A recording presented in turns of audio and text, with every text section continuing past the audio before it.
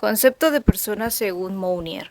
Es de advertir que la Constitución Política de Colombia de 1991, desde su preámbulo y el artículo primero, constituyó a la persona y su dignidad como el faro que debía iluminar no solo toda la Constitución, sino el orden jurídico colombiano. En el preámbulo se expresa antropológicamente una serie de valores que le dan significado a la existencia humana.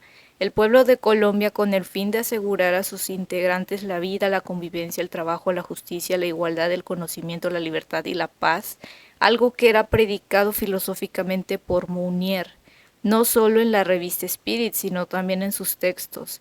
Al igual que en el preámbulo se habla de un marco jurídico democrático y participativo que garantice un orden político, económico y social justo, en concordancia con el pensador francés que reclamaba democracia más no tiranías como la fascista y la nazista, y su finalidad filosófica era rescatar la dignidad de la persona humana para formar una sociedad justa. El filósofo francés buscaba rescatar esos valores de la persona humana para que tuviera sentido en su existencia. Por ello, Mounier señalaba que una persona es un ser espiritual constituido como tal por una forma de subsistencia mediante su adhesión a una jerarquía de valores libremente adoptados, asimilados y vividos por un compromiso responsable y una constante conversión. De este modo unifica toda su actividad en la libertad, desarrollando además a fuerza de actos creadores lo singular de su vocación. Concepto de voluntad según Schopenhauer y Nietzsche. Todos nuestros actos van acompañados de la conciencia de nuestro poder sobre nosotros mismos, de nuestra cualidad personal, gracias a este sentimiento íntimo.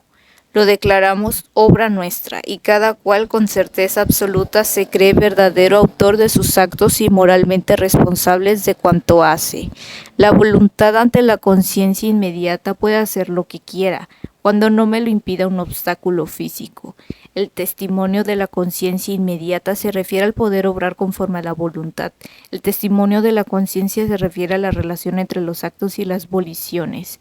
Las conciencias proclaman la libertad de los actos, presuponiendo la libertad de las voliciones, pero lo que está en duda es precisamente esa libertad de la volición. Lo que debemos es estudiar entonces es la relación entre la misma voluntad y los motivos, y sobre este punto la afirmación puedo hacer lo que quiero no proporciona ningún dato. Lo que está en duda es la libertad del querer, por lo tanto el problema deberá plantearse de este modo. ¿Puedo querer elegir lo que quiero? Lo cual haría suponer que toda abolición depende de otra abolición anterior. Suponer que toda abolición depende de otra abolición anterior, concedamos que se responda afirmativamente la serie de las voliciones y consideramos a cada una de ellas como dependiente de una abolición anterior, sin llegar nunca por tal camino a una abolición primitiva, capaz de ser considerada exenta de toda relación y de toda dependencia. Solo la necesidad de encontrar un punto fijo, la razón perezosa, lleva a admitir semejantes voliciones. Puedo hacer lo que quiera, puedo, si quiero, dar a los pobres cuanto yo posea y empobrecerme a mí mismo si quiero, pero no está en mi mano quererlo, porque tienen mucho imperio en mí los motivos opuestos. En cambio, si tuviera yo otro carácter y llevar la abnegación hasta la santidad, podría quererlo, pero entonces no podría dejar de hacerlo y lo haría necesariamente. Concepto de enajenación según Karl Marx y Albert Camus. El concepto de enajenación puede ser definido con relativa sencillez. Cuando hablamos de enajenación o alineación, nos estamos refiriendo a la acción o efecto de perder el control sobre alguna creación nuestra.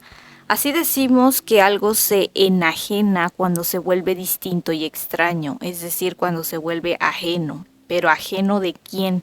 El creador puede ser cualquier persona o cualquier grupo de personas, y la creación puede ser también cualquier creación, ya sea el producto del trabajo, una relación social o una idea. De manera que podemos hablar de la enajenación de la propiedad que constituye la propiedad privada, la enajenación del proceso o productos del trabajo, la enajenación política que cobra cuerpo bajo la forma de un Estado gobernante, escindido de la sociedad gobernada, o la enajenación de las ideas, expresadas normalmente como dogmas, etc.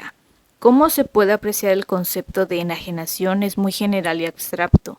Por eso, para entenderlo con un poco más de profundidad, necesitaremos considerar algunos elementos adicionales. El concepto de enajenación aparece con mayor frecuencia en las obras de juventud de Marx. Sin embargo, este concepto ya se encontraba en Hegel y en Feuerbach. Estas fueron las dos fuentes principales de las que Marx retomó dicho concepto.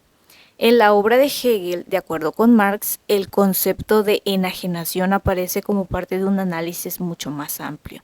Este análisis considera que el ser humano se encuentra en una relación muy estrecha con la naturaleza porque es parte de ella, y es esta misma naturaleza la que lo determina en un primer momento. Es importante notar que aquí se trata solo de un primer momento. Después, en un momento posterior, el ser humano va desarrollando su propia conciencia. En otras palabras, se apropia, hace subjetividad la realidad que lo determina. Esto hace que se vuelva un agente activo, capaz de producir cosas nuevas, de crear y de innovar. Este mundo nuevo construido por el ser humano es el mundo de la cultura, usando lenguaje filosófico.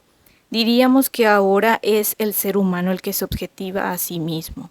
Ahora es él quien realiza su propia subjetividad y conciencia, produciendo cosas que antes no existían, pero este es solo otro momento del desarrollo. Después viene la enajenación. Es en este momento donde aquello que el ser humano produjo queda fuera de su control. El objeto se vuelve ajeno a su creador y lo somete. Aquí la cultura producida por las personas se vuelve una segunda naturaleza. Sin embargo, después de esta enajenación, en este otro momento el ser humano se desenajena, es decir, recupera aquello que había perdido y toma de nuevo el control de sus propias creaciones y puede transformarlas.